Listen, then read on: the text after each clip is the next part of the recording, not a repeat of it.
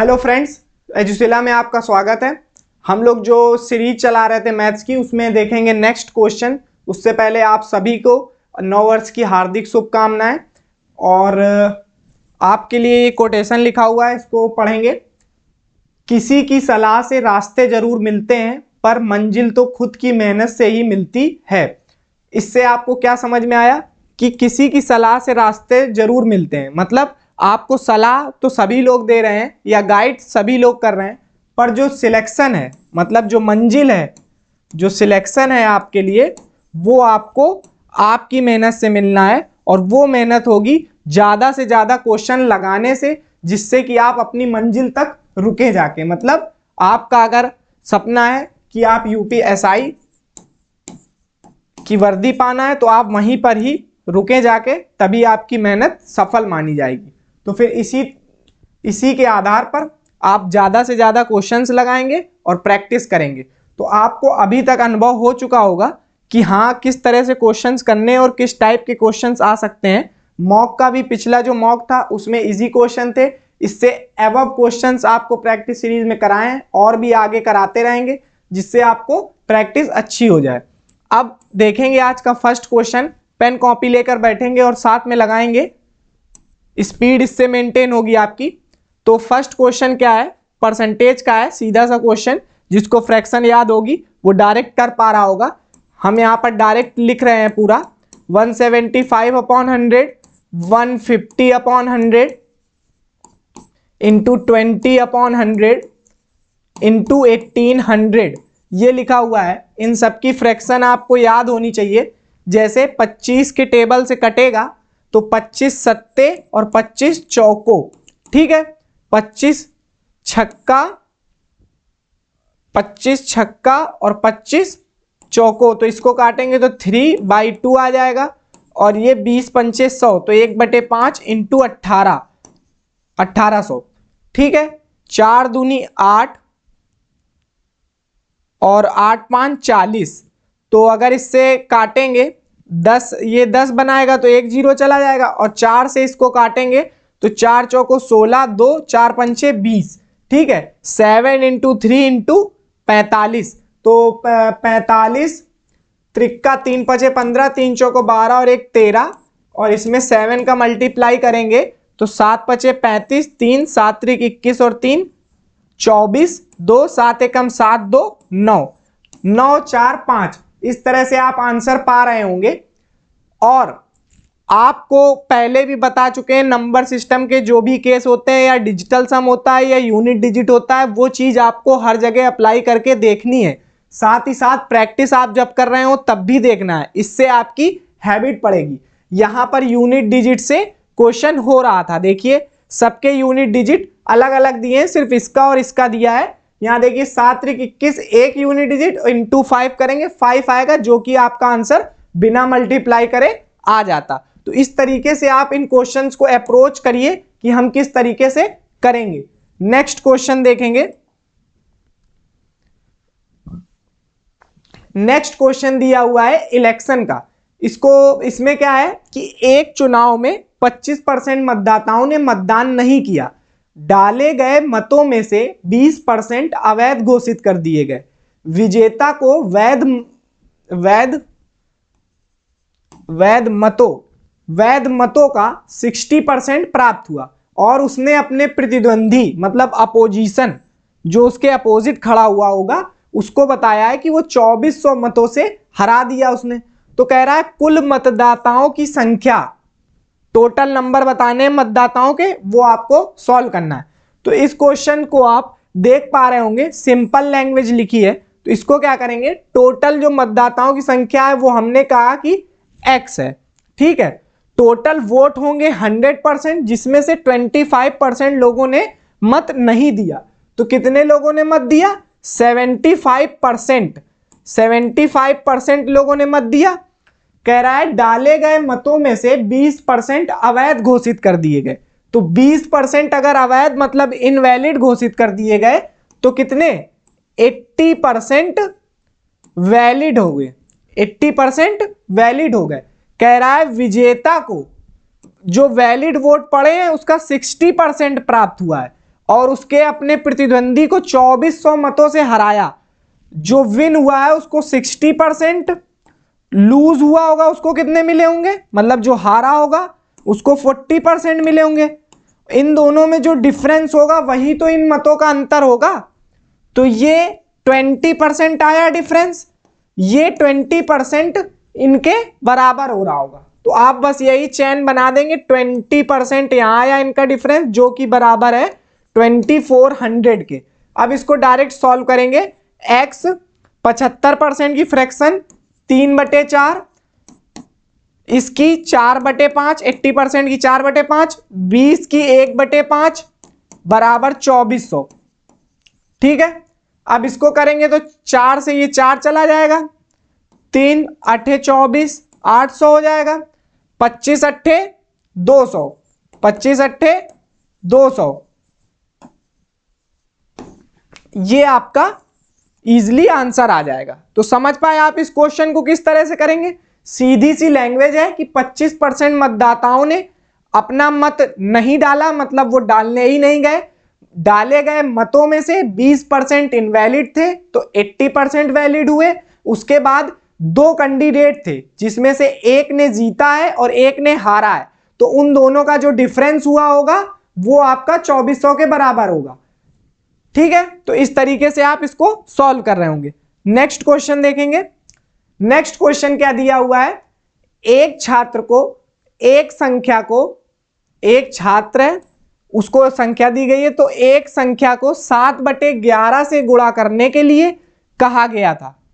कोई नंबर था, उसको बोला गया कि वह 7/11 से उसको मल्टीप्लाई करे, लेकिन उसने उस संख्या को 11/7 से गुणा कर दिया। ठीक है, समझ पा रहे हैं, उल्टा हो गया, 7/11 था यहां 11/7 हो गया। तो कह रहा उसका परिणाम सही उत्तर से 144 अधिक आया। तो कह रहा वह संख्या क्या थी। तो इससे आप समझ पा रहे हैं कि इसकी इक्वेशन बनानी होगी, जो कि इस तरह होगी कि अगर हमने x नंबर माना है कि जो नंबर था वो x था, इसको आप ऑप्शन से भी कर सकते हैं। ऑप्शन से कैसे, कि अगर जो संख्या है वो यही तो होगी, तो इसमें एक बार 7/11 करें, एक बार 11/7 करें, उनका अगर अंतर 144 आ रहा है तो आप उस राइट आंसर पर पहुंचेंगे, अगर नहीं आ रहा है तो गलत। इसको देखेंगे, जैसे अगर संख्या थी तो इसको 7/11 से मल्टीप्लाई करने पर ये 7x/11 आया। फिर वही संख्या को आप 11/7 से मल्टीप्लाई कर रहे होंगे तो कितना आएगा, 11x/7।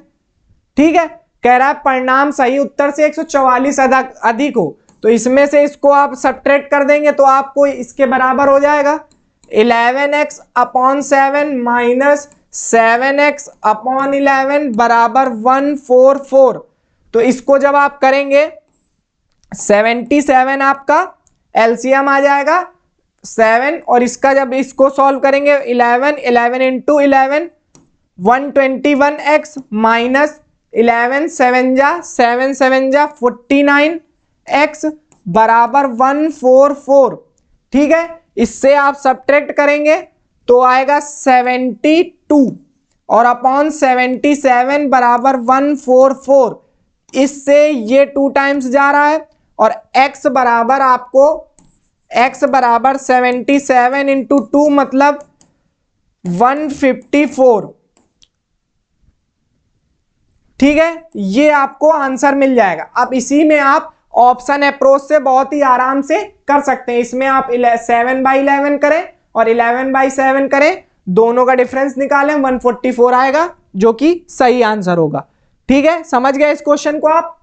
बिल्कुल इजी क्वेश्चन है। नंबर सिस्टम में ऐसे क्वेश्चन आपको देखने को मिल सकते हैं एग्जाम में, रिसेंट आए भी हैं एग्जाम में। नेक्स्ट क्वेश्चन देखेंगे, ये बहुत ही फेमस क्वेश्चन है, ये आपको देखने को मिल सकता है आपके एग्जाम में, हर एग्जाम में आता है और इजी भी होता है, बस लैंग्वेज को बढ़ाया और घटाया जा सकता है। पढ़ेंगे क्वेश्चन क्या लिखा हुआ है। 2 शहरों ए और बी के बीच की दूरी 540 किलोमीटर है। एक ट्रेन शहर ए से सुबह 7 बजे 60 किलोमीटर पर आवर की गति से शहर बी की ओर चलती है। दूसरी ट्रेन शहर बी से सुबह 9 बजे 80 किलोमीटर पर आवर की गति से शहर ए की ओर चलती है, तो वे किस समय एक दूसरे को पार करेंगी।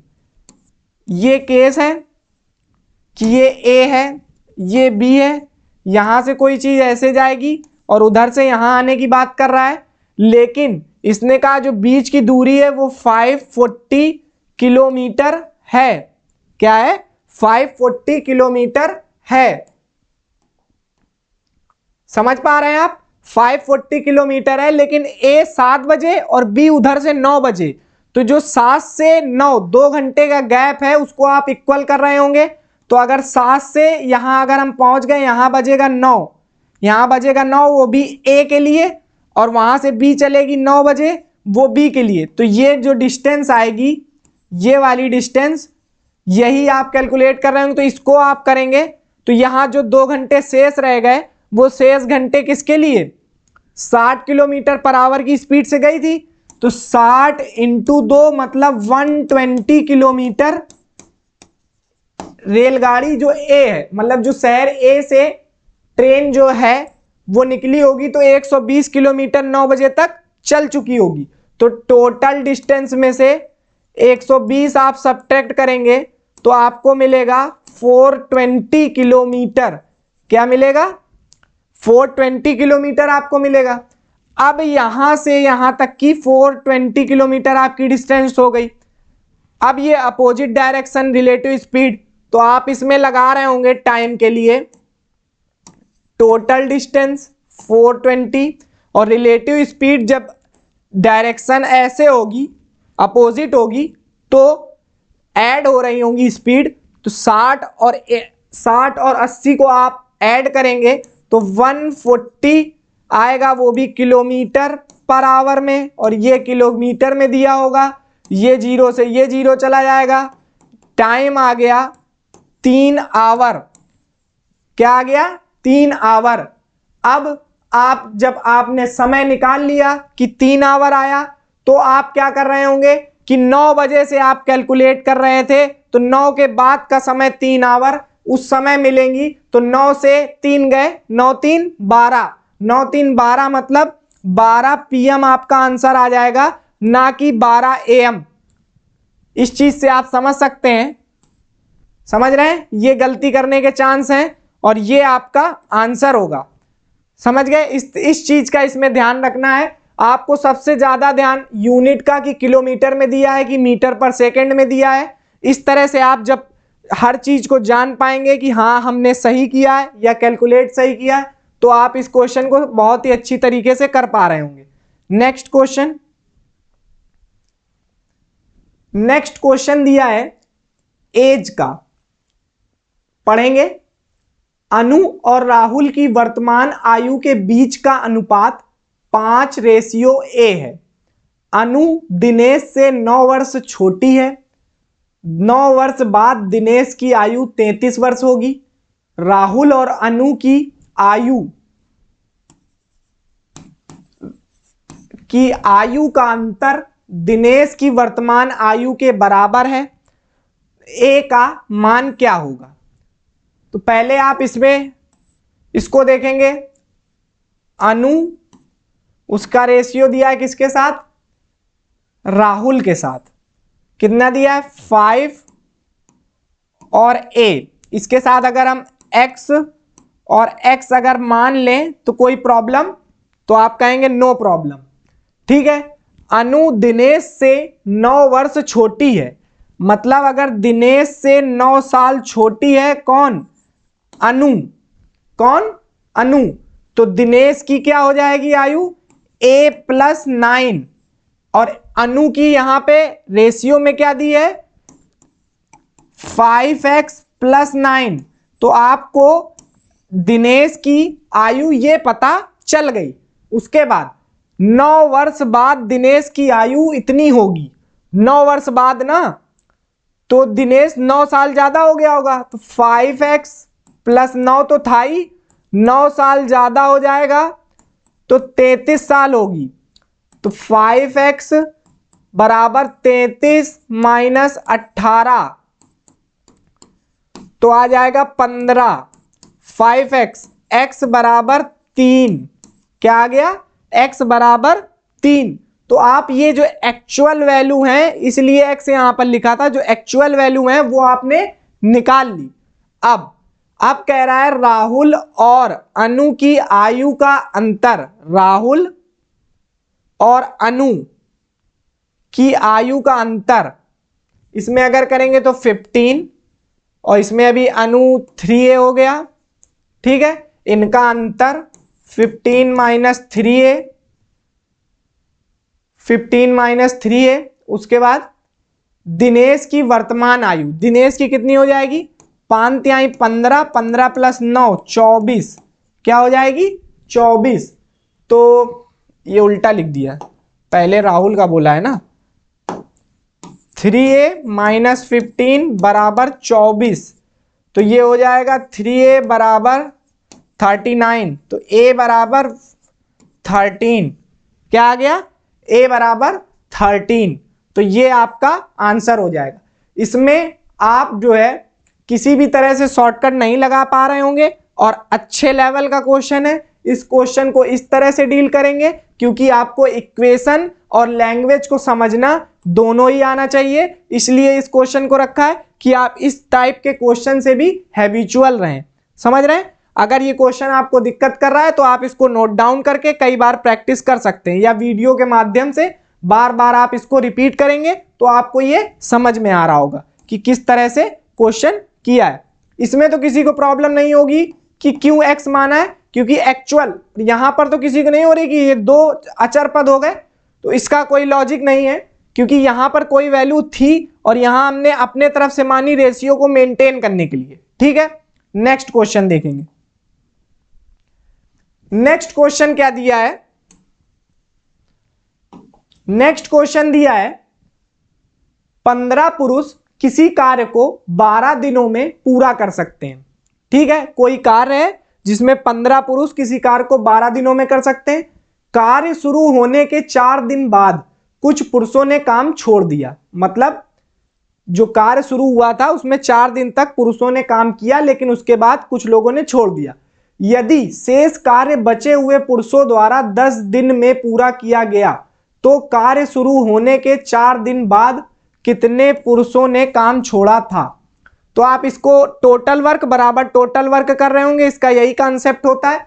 इसको कैसे करेंगे कि 15 मैन थे, 12 दिन कर रहे थे, MDH का जो फॉर्मूला होता है, 15 मैन थे 12 दिन कर रहे थे, तो टोटल काम हो रहा था। लेकिन ऐसा नहीं हुआ, 15 मैन 4 दिन तक तो काम किए, ठीक है, 4 दिन तक तो काम किए, लेकिन उसके बाद कुछ लोगों ने छोड़ दिया, तो 15 में से कुछ लोग चले गए, 15 में से कुछ लोग चले गए, हमें नहीं पता कितने गए, क्योंकि वही तो पूछा है। और कह रहा है जो शेष काम है, ये जो हम लोगों ने शेष काम लिखा पुरुषों द्वारा 10 दिनों में पूरा किया, तो ये 10 दिन हो गया। तो ये वर्क, ये जो टोटल वर्क था, ये एक्चुअल टोटल वर्क के बराबर हो गया। तो इसको अब हम लोग सॉल्व कर रहे होंगे। देखिए, ये अगर इधर आएगा तो कितना हो जाएगा? 180, 12 पंचे 60, हाँ ठीक है 180, और ये हो जाएगा 15 चौको 60, प्लस इसको ऐसे रखेंगे अभी इंटू 10, ये 60 इधर जाएगा तो 120 बराबर 15 माइनस एक्स बराबर 10, 10 से ये 0 चला गया। अब आया x बराबर 15 माइनस 12, 15 माइनस 12 मतलब 3, तो x बराबर कितना आ गया? 3। तो ये मैन आए, कितने लोग 4 दिन बाद कितने लोग काम छोड़कर चले गए थे?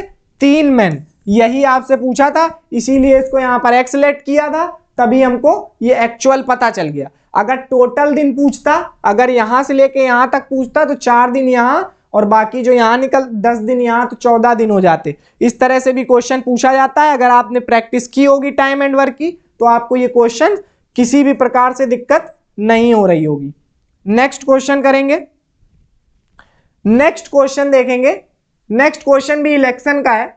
इसमें क्या कहा है कि एक विधानसभा चुनाव में 2 उम्मीदवारों ए और बी ने चुनाव लड़ा। उम्मीदवार ए को कुल वैध मतों का 73% प्राप्त हुआ। कुल मतों में से 10% को अवैध घोषित कर दिया गया। यदि मतदाता सूची में कुल मतदाताओं की संख्या 3,20,000 है तो ज्ञात कीजिए कि उम्मीदवार ए कितने मतों से चुनाव जीता। तो ये आपके लिए बिल्कुल सिंपल क्वेश्चन हो गया, क्योंकि आप पीछे इसी क्वेश्चन को देख चुके हैं, वहां पर ये चीज मिसिंग थी और यहां पर ये चीज दी हुई है। तो इसका यूज करेंगे कि जो टोटल वोटर हैं 3,20,000 आपको दिए गए हैं, तो हमने लिख लिया। उसके बाद इसने कहा जो 10% को अवैध घोषित किया गया है, मतलब इनवैलिड, तो 90% की फ्रैक्शन क्या हो जाएगी, 9/10। 90% की फ्रैक्शन, क्योंकि 90% वैलिड, तो 9/10। ठीक है। उसके बाद इसने कहा जो ए को वैलिड वोट का 73% और ए का ही पूछा है, तो निकाल देंगे डायरेक्ट 73% मतलब 100। 3 जीरो से 3 जीरो चले गए। ठीक है। अब आप इसका करेंगे, अगर आप यूनिट डिजिट से देखें तो 9 त्रिक का 27, 7 7 दूनी 14, तो 4 आना चाहिए। वो किस ऑप्शन में आ रहा है, इसमें आ रहा है, तो ये आपका आंसर होगा। इसमें नहीं आ रहा है, मल्टीप्लाई करके देखेंगे। अगर मल्टीप्लाई करेंगे तो इसमें आप इसका मल्टीप्लाई करें, 9 त्रिक 27, 2 9 सते 63 और 2 65, उसके बाद 320, तो ये आ जाएगा सीधे 32 का करेंगे, या इसको 16 दूनी 32 कर लें आप, तो इजी हो जाएगा। 16 सत्ते 112, 11 16 पंचे 80, 90 91 9, 16 छक्का 96, 96 और 4 100 और 5 105, और इसमें आप 20 का करेंगे, 2 2 जा 4, 2 10 2, ये 210 240, 2,10,240। ये 1 गलत प्रिंट है क्या, 2 लाख, इसका आंसर आएगा 2,10,240। यूनिट डिजिट से भी हो रहा था, ये प्रिंट गलत है, यूनिट डिजिट से भी हो रहा था। और आप मल्टीप्लाई इस तरह से मल्टीपल तोड़कर, जरूरी नहीं है कि आप बड़े टेबल का ही यूज करें, अगर आप उसको फैक्टर में तोड़ पा रहे हैं और मल्टीप्लाई कर पा रहे हैं फटाफट, तो उससे भी कर सकते हैं, उससे आसान ही पड़ता है। नेक्स्ट क्वेश्चन, ये क्वेश्चन बिना पेन उठाए कौन कर सकता है, किसको आता है पहले से ये क्वेश्चन? बहुत ही फेमस और वायरल क्वेश्चन है प्रॉफिट एंड लॉस का, और बहुत ही अच्छे से बताया जाता है। इसकी 3 वैरायटी हैं, 3 टाइप के, और आपके PYQ में 2021 के सेट में इसकी सभी तरह की वैरायटी पूछी गई हैं। तो आपके लिए ये मस्ट क्वेश्चन हो जाता है कि आपको ये आना चाहिए। कह रहा है किसी वस्तु को 6500 रुपए में बेचने पर होने वाला लाभ प्रतिशत उसी वस्तु को 3500 रुपए में बेचने पर होने वाली हानि प्रतिशत के बराबर है, तो वस्तु का क्रय मूल्य ज्ञात कीजिए। इस क्वेश्चन में जरा सी भी लैंग्वेज इधर से उधर नहीं करता examiner, same as it is, बस डिजिट बदल देगा और आपको ऐसे ही क्वेश्चन देखने को मिल सकता है। इसमें एक और क्वेश्चन इंक्लूड कर देता है, जैसे अगर यहां तक पूछ दिया, उसके बाद वो यहां पर एसपी भी दे देगा, और फिर प्रॉफिट परसेंट या लॉस परसेंट, ये भी क्वेश्चन पूछे गए हैं अभी के जो रिसेंट एग्जाम हुए हैं, उसमें इस तरह की लैंग्वेज बढ़ा के दिया गया है। इसको समझेंगे। इसके लिए सीधा सा शॉर्टकट होता है जो सीपी निकालने का, कि जो ये दिया हुआ है 6500 बेचने पर लाभ और 3500 बेचने पर हानि को, दोनों को जोड़ के उसका आधा कर देंगे, तो ये कितना हो जाएगा, 5 5 10, 5 6 3 9 1 10, और ये 00 और 2 से डिवाइड करेंगे तो ये 5000 आपका आंसर आ जाएगा। इस तरह का क्वेश्चन आपको आना चाहिए। आपको पता है कि यहाँ पर सीपी है, अगर किसी को प्रॉफिट हो रहा है यहाँ या लॉस हो रहा है, तो इस तरफ प्रॉफिट हो रहा है, तो इसको हम लोग देखते थे जो क्वेश्चन एग्जाम में आए हुए हैं, इससे कंपेयर करके फिर इसका सीपी, इसका जो वैल्यू दी होती है हानि की या लाभ की, उसमें कंक्लूड करके सीपी निकालते हैं। तो इसमें क्या है इसमें कोई भी चीज अलग से नहीं दी गई है कि होने वाला लाभ कितना है या होने वाली हानि कितनी है, ये नहीं बताया जाता है। तो इसको डायरेक्ट आप निकाल रहे होंगे जिस तरह से, जैसे अगर सीपी आपको 100 दिया जाए और एसपी आपको 120 दिया जाए और आपसे कहा जाए कि इसका प्रॉफिट बताइए, तो आप तुरंत बताएंगे 100 की चीज 120 की हो गई, मतलब 10 रुपए का प्रॉफिट हुआ, 10 रुपए का प्रॉफिट हुआ। तो आप इस तरह से तुरंत बता पाते हैं। उसी केस को यहां पर भी लगाया जाता है कि 6500 रुपए की चीज अगर ये सीपी में इस तरह से हो गई तो ये इसके लिए प्रॉफिट, इसके लिए ये प्रॉफिट का काम कर रहा है। इस तरह से इस क्वेश्चन को करते हैं। तो आपको ये डायरेक्ट याद रखना है कि किस तरह से इस क्वेश्चन को आप कर रहे होंगे। समझ गए इस क्वेश्चन को? ये क्वेश्चन आपके लिए इंपॉर्टेंट है। नेक्स्ट क्वेश्चन, 240 रुपए प्रति किलोग्राम वाली चाय को 280 रुपए प्रति किलो वाली चाय के साथ किस अनुपात में मिलाना चाहिए ताकि मिश्रण को 324 रुपए प्रति किलो पर बेचने पर 20% का लाभ हो। तो ये जो दिया है इसको बेचने पर इतने का लाभ हो, तो आपको ये और ये सीपी में दिया है, तो आपको जो मिश्रण की वैल्यू है, मतलब मिश्रण एंड एलिगेशन में इस तरह से करते हैं कि 240 और 280 ये फर्स्ट, ये सेकंड, और जो यहां पर मिश्रण लिखा जाएगा उसका जब आप रेशियो ले रहे होंगे तो आप डायरेक्ट उसका अनुपात पाएंगे। तो वैसे ही अगर इसने इतने रुपए में बेचा है, मतलब ये एसपी दिया हुआ है, तो आपको सीपी निकालना है। 20% का लाभ, 20% की फ्रैक्शन, 20% की फ्रैक्शन जो होती है 1/5 होती है। क्या होती है? 1/5। तो आप इसको 5 से 6 बढ़ा रहे होंगे। समझ पाए इस क्वेश्चन को? अगर आप इस तरह से भी ना करें तो आप डायरेक्ट भी लिख सकते हैं।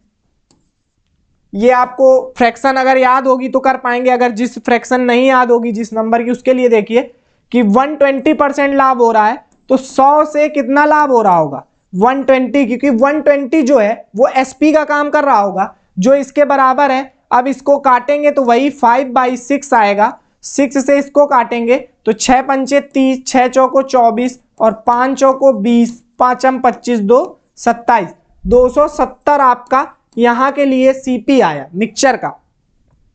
अब इसमें आप रेशियो बना लेंगे। 80 में से 70 10, 40 70 30, 1:3 आपका आंसर आ जाएगा। ये भी क्वेश्चन आपके लिए बेहद इजी है और मॉक में बार बार आपके क्वेश्चन इस तरह का देखने को मिलता है। ठीक है, नेक्स्ट क्वेश्चन कह रहा है 64 सेंटीमीटर ऊंचाई वाले एक लंबवृत्तीय बेलन का वक्र पृष्ठीय क्षेत्रफल इतना है। बेलन के आधार का व्यास, वक्र पृष्ठीय CSA क्या होता है बेलन का? 2πRh बराबर 2816 दिया है। 2 × 22/7 × R निकालना है, मतलब D निकालना है, तो R का डबल हो जाएगा। ये 64 बराबर 2816। इसको आप काटेंगे तो 11 के टेबल से 11 2 जा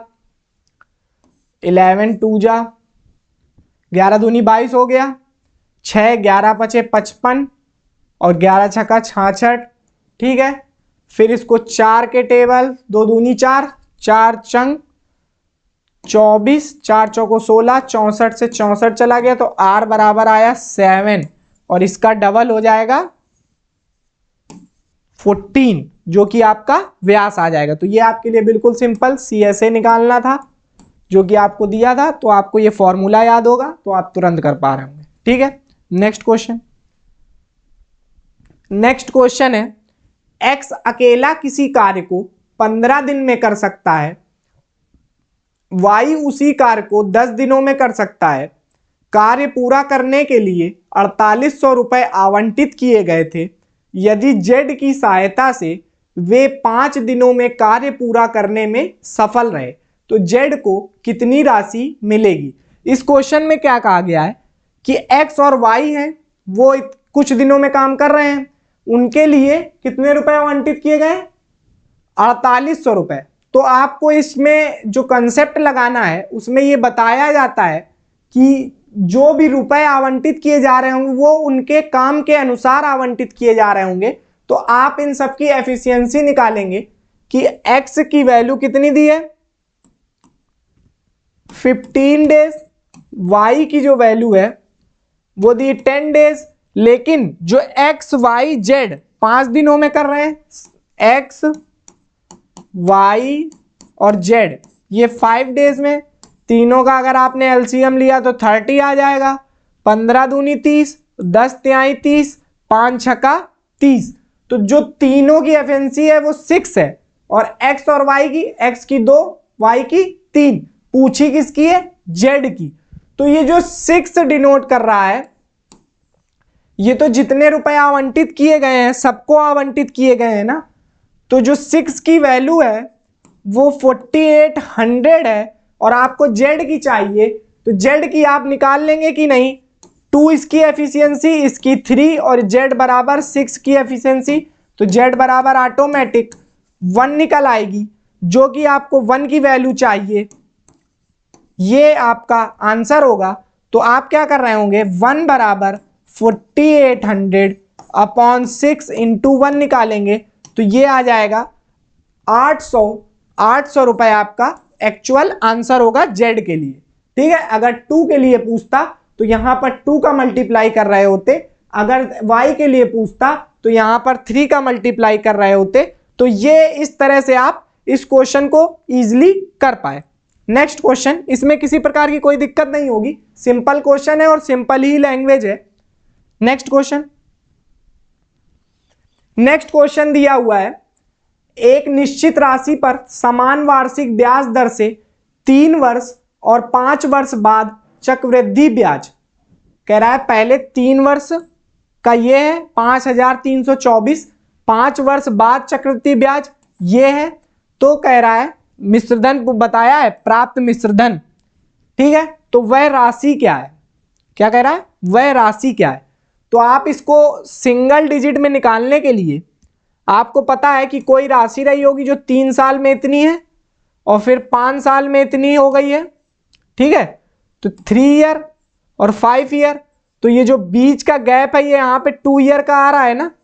तो इसके लिए आपको क्या है पता है कि जब आप चक्रवृद्धि ब्याज या सीआई पर काम कर रहे होते हैं तो अगर 2 ईयर के लिए निकालना है तो आपको स्क्वायर रूट, और अगर 3 साल के लिए निकालना है तो आपको क्यूब रूट निकालना पड़ता है।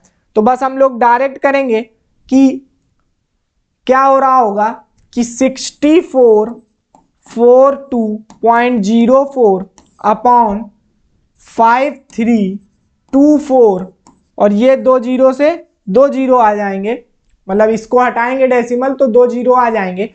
अब आप इनको सिंप्लीफाई करेंगे फिर इससे रूट निकलेगा, क्योंकि ऐसी ही वैल्यू दी जाती है जिनसे रूट निकल सके।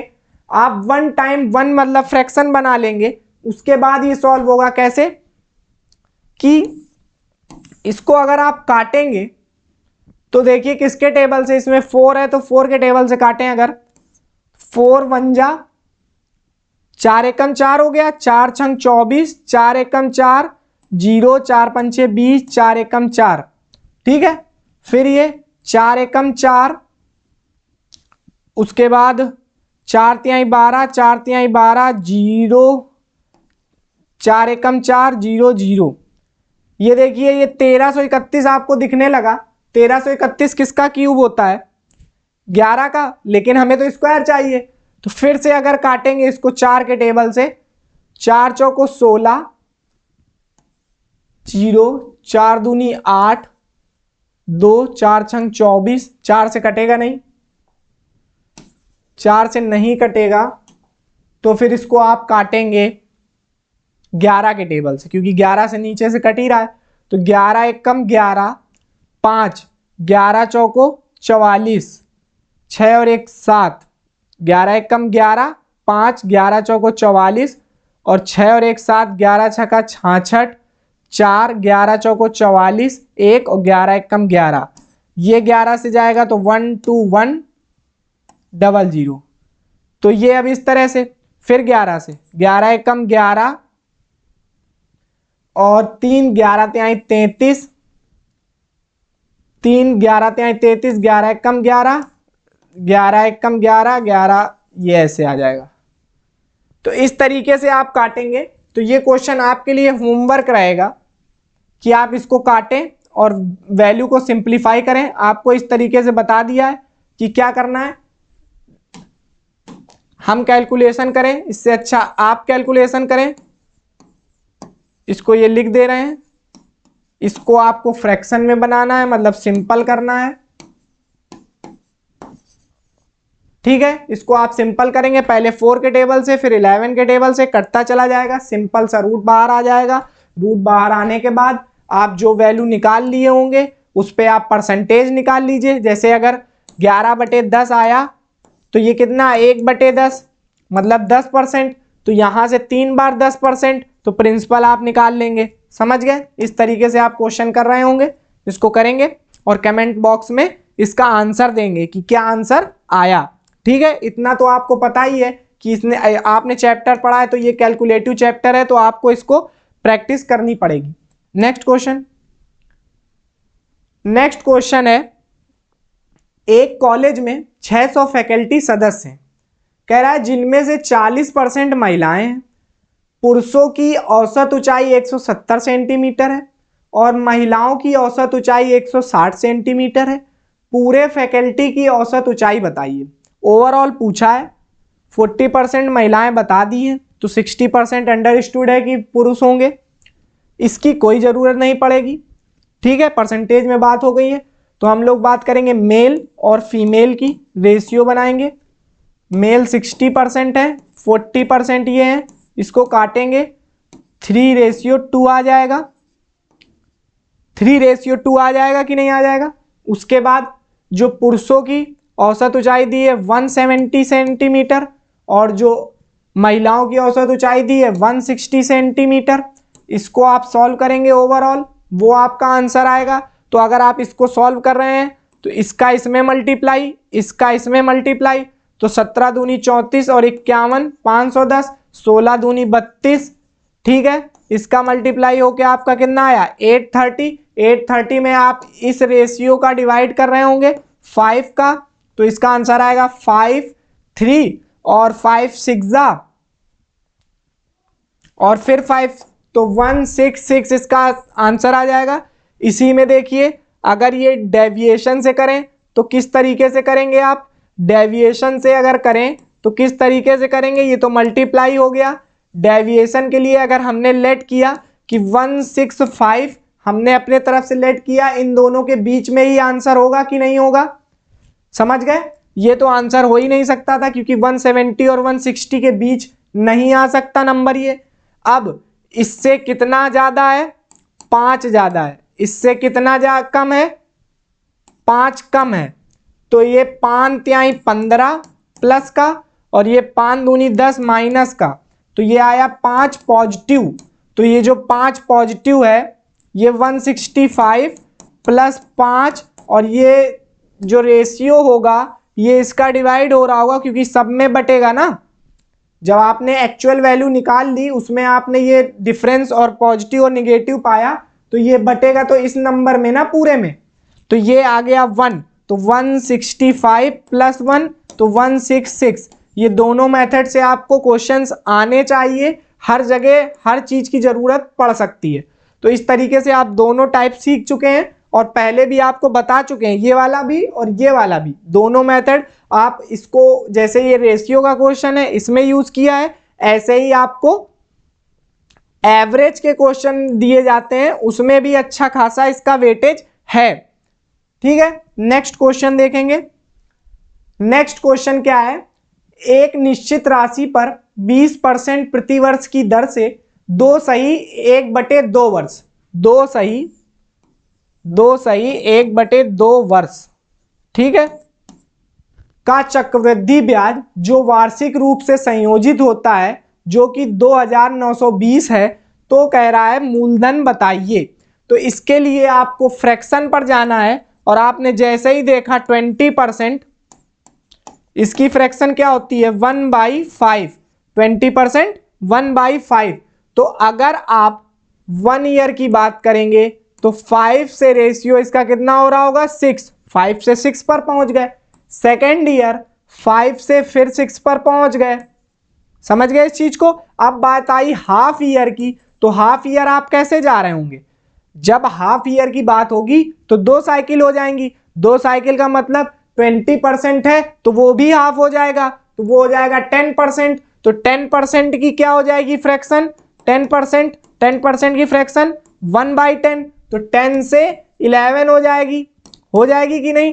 तो इसको आप कैलकुलेट करेंगे तो ये आ जाएगा 250 रेशियो, ये आ जाएगा 36 और 36 इंटू 11 तो 6, 9 और 3।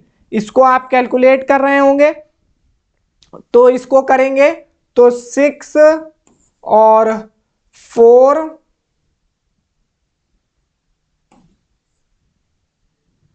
ये आपका 146। ये क्या आया, ये आया CI, क्योंकि ये प्रिंसिपल है, ये अमाउंट है और ये आपको दिया है CI। तो आप इसको कर रहे होंगे तो इसमें हम देखेंगे ये चीज तो समझ में आ गई है। अब इसमें हम लोग क्या करेंगे कि ये CI की वैल्यू दी है 1462920, तो 1 बराबर ये 2 टाइम्स हो जाएगा, 2 छंग 12, 2 चौको 8, 9, 2 एकम 2, तो ये 2 टाइम्स मतलब 20, 1 बराबर 20। प्रिंसिपल की वैल्यू आपको आई है 250, तो इसमें 20 का मल्टीप्लाई करेंगे तो एक्चुअल वैल्यू आ जाएगी, वो आ जाएगी 5000 रुपए। समझ गए इस क्वेश्चन को। आप रेशियो मेथड से करेंगे ज्यादा इजी पड़ेगा और तुरंत होगा। ठीक है, नेक्स्ट क्वेश्चन क्या कह रहा है, 15 वस्तुएं बेचकर एक व्यक्ति को 3 वस्तुओं के विक्रय मूल्य के बराबर लाभ होता है, तो लाभ परसेंटेज पूछा है। इस क्वेश्चन को आप किस तरह से कर पा रहे हैं, ये क्वेश्चन भी इंपॉर्टेंट है। इस टाइप के क्वेश्चन आप प्रैक्टिस करें ज्यादा से ज्यादा। देखेंगे जैसे अगर 15 वस्तुएं बेचकर, तो हमने आर्टिकल को वही मान लिया जो दिया है, तो 15 SP जो होगा, 15 वस्तुओं को बेचकर 15 SP जो होगा वो बराबर होगा 15 CP, ठीक है, प्लस 3 SP के, क्योंकि देखिए 3 वस्तुओं के विक्रय मूल्य के बराबर लाभ होता है। जब CP में आप लाभ जोड़ेंगे तब SP आएगा, तो जो कि 15 आर्टिकल के बराबर होगा। तो ये वैल्यू दोनों हमने बराबर कर दी। कैसे, ये SP है और ये भी SP हो गया। टोटल अगर देखेंगे आर्टिकल को हमने SP मान लिया है, तो 15 आर्टिकल इतने SP के, तो 15 CP में मतलब 15 वस्तुओं का जो क्रय मूल्य होगा वो 3 जब उसमें लाभ होगा तो वो भी तो SP बन जाएगा, मतलब विक्रय मूल्य बन जाएगा। तो बस यही करना है, तो बस इसको करेंगे, इधर 3 SP आएगा तो 12 SP बराबर 15 CP। इसको जब आप काट रहे होंगे तो 4 तिहाई 12, 4 से नहीं जाएगा, 3 चौको 12, 3 पचे 15, तो 4/5 बराबर CP अपॉन SP हो जाएगा।